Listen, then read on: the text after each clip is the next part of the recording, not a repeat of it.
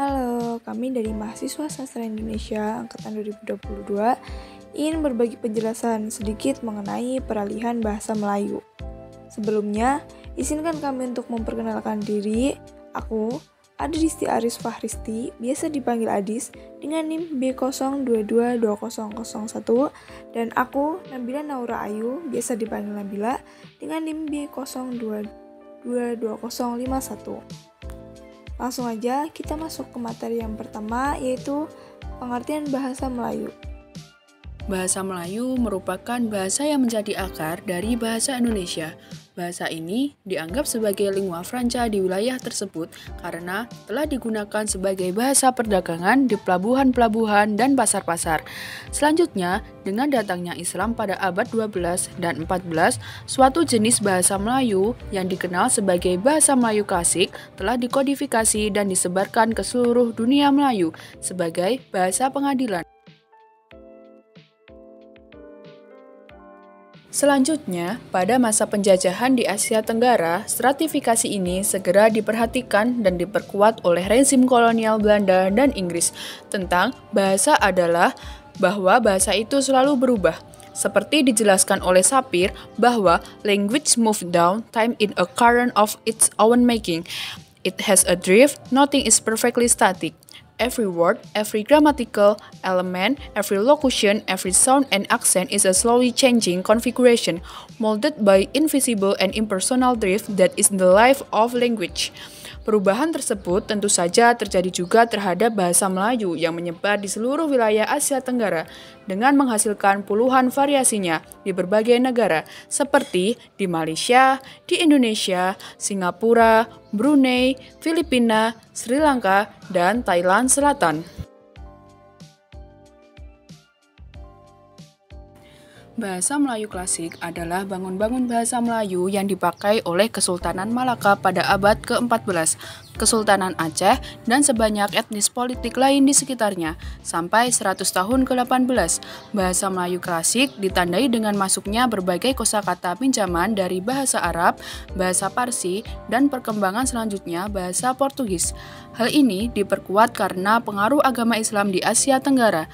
Bahasa Melayu klasik tercatat pada berbagai naskah-naskah hikayat dan bangun-bangun susatera lainnya, peraturan perundangan, serta surat-surat komunikasi sela penguasa-penguasa Nusantara anggota Barat.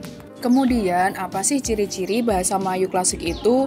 Bahasa Melayu klasik banyak menggunakan kalimat panjang, berulang, dan berlipat-lipat, serta banyak menggunakan kalimat pasif. Bahasa Melayu klasik juga menggunakan bahasa istana atau bahasa kerajaan. Kosakata klasik seperti Ratna Kualitas Manikam, Edan Kesemaran atau Mabuka Semaran, Sahaya, Masgul yang berarti bersedih. Kemudian, banyak menggunakan perdu perkataan atau pangkal ayat seperti sebermula, alkisah, hatta, dan adapun, menggunakan kalimat sungsang dan banyak menggunakan akhiran pun dan lah. Sekarang, apa sih yang dimaksud dengan bahasa Melayu modern? Bahasa Melayu modern adalah bahasa yang diturunkan pada abad ke-20 hingga kini, yaitu setelah kedatangan penjajah Eropa seperti Portugis, Belanda, dan Inggris. Yang memperkuat gagasan tersebut adalah adanya hasil karangan Munshi Abdullah yang dianggap sebagai permulaan zaman bahasa Melayu modern. Pada zaman ini, pengaruh Barat banyak digunakan. Hal ini karena sebagian besar kosakata dari Barat difokuskan dalam ilmu pengetahuan dan teknologi. Tidak hanya itu, pemikiran dan filsafat Barat, teknologi Barat, dan sistem penadbiran Barat menguasai bahasa Melayu. Nah, contoh karya bahasa Melayu modern sendiri adalah contoh dari karangan Abdullah, yaitu Kisah Pelayaran Abdullah bin Abdul Qadir Munshi dari Singapura sampai ke Kelantan, Hikayat Abdullah, Kisah Pelayaran Abdullah dari Singapura sampai ke Mekah, Syair Singapura Terbakar, Syair Kampung Gelam Terbakar, Ceretra Kapal Asap, dan yang terakhir adalah Ceretra Haji Sabar Ali. Pada sekarang memasuki bab zaman peralihan bahasa Melayu klasik ke bahasa Melayu modern. Pada zaman Sriwijaya, bahasa Melayu disebut sebagai bahasa Kaulen oleh ahli sejarawan Cina yang berkunjung di masa itu, yaitu Ising. Sebutan-sebutan lain termasuk Kunlun, dan Kenlun. Semua ini dapat ditemukan di kitab suci Tiongkok kuno yaitu Yijing atau Ising. Walaupun awalnya bahasa Melayu digunakan untuk belajar agama Buddha, dengan masuknya Islam pada abad ke-13 ke Nusantara, bahasa tersebut akhirnya digunakan untuk menyebarkan agama Islam. Bahasa Melayu lalu masuk dan dipakai di sebagian besar wilayah Nusantara. Ia turut menyerap beberapa kata dari negara asing, terutama Sanskerta, Persia, dan Arab. Namun, karena bahasa Melayu adalah bahasa asal untuk bahasa Indonesia, banyak yang percaya bahwa Melayu tetap lebih murni dibanding bahasa Indonesia. Pada dasarnya, bahasa Melayu adalah warisan budaya untuk banyak sekali negara-negara di Asia Tenggara. Perkembangan dan pertumbuhan Melayu, bahasa Melayu tampak makin jelas dari peninggalan kerajaan Islam, baik yang berupa batu pertulis, seperti tulisan pada batu nisan dan minyak 7 Aceh, berangkat tahun 1380 Masehi, maupun hasil susastra pada abad ke-16 dan berangkat tahun 1380 Masehi, dan hasil susastra abad ke-16 dan abad ke-17.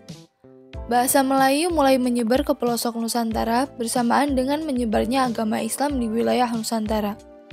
Bahasa Melayu mudah diterima oleh masyarakat Nusantara sebagai perhubungan antar pulau, antar suku, antar perdagangan, antar bangsa, dan antar kerajaan karena bahasa Melayu tidak mengenal tingkat tutur. Bahasa Melayu dipakai di mana-mana di wilayah Nusantara serta makin berkembang dan bertambah kukuh keberadaannya. Bahasa Melayu yang dipakai di daerah wilayah Nusantara dalam pertumbuhannya dipengaruhi oleh corak budaya daerah. Bahasa Melayu menyerap kosakata dari berbagai bahasa, terutama dari bahasa Sanskerta, bahasa Persia, bahasa Arab, dan bahasa-bahasa Eropa. Bahasa Melayu pun dalam perkembangannya muncul dalam berbagai variasi dan dialek. Pada zaman Sriwijaya, bahasa Melayu dipakai sebagai bahasa kebudayaan, yaitu bahasa buku pelajaran agama Buddha. Bahasa Melayu juga dipakai sebagai bahasa perdagangan, baik sebagai bahasa antar suku di Nusantara maupun sebagai bahasa yang digunakan terhadap para pedagang yang datang dari luar Nusantara. Peralihan bahasa Melayu dimulai dari pertama, bahasa Melayu purba. Bahasa ini adalah bahasa Melayu pada zaman prasejarah sehingga belum ada bukti sejarah yang tertulis pada masa itu. Dan untuk mengetahui keadaan dan kedudukan bahasa Melayu pada zaman purba, ahli-ahli ada yang membuat rekonstruksi bahasa berdasarkan maklumat-maklumat tentang bahasa dan dialek Melayu yang ada pada masa kini.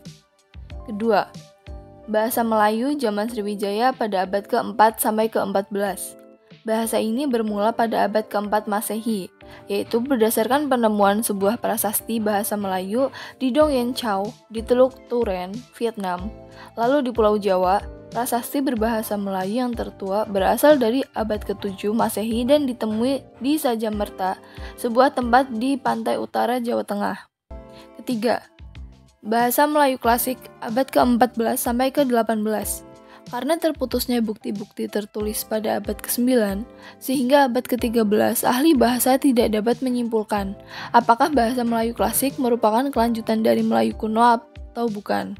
Karena catatan berbahasa Melayu klasik pertama kali berasal dari prasasti Terengganu berangka tahun 1303. Tapi, seiring dengan berkembangnya agama Islam yang dimulai dari Aceh, pada abad ke-14, bahasa Melayu klasik lebih berkembang dan mendominasi sampai pada tahap di mana ekspresi masuk Melayu, atau yang berarti masuk agama Islam. Bahasa Melayu peralihan pada abad ke-19 sering juga disebut sebagai bahasa Melayu zaman peralihan atau zaman bahasa Melayu pramodern, karena peralihan dari bahasa Melayu kuno menuju zaman bahasa Melayu modern. Yang kelima, bahasa Melayu baru pada abad ke-20. Menjelang abad ini, kekuasaan Barat di negeri-negeri Melayu semakin kuat sehingga tahun 1909, seluruh negeri Melayu di Malaka berada dalam penjajahan Inggris, termasuk negeri Kelantan, Kedah, Perlis, dan Terengganu sesuai perjanjian Bangkok yang berada antara Inggris dan Kerajaan Siam yang berada di Thailand. Yang keenam, bahasa Melayu modern dibagi menjadi dua, yaitu bahasa Indonesia dan bahasa Malaysia.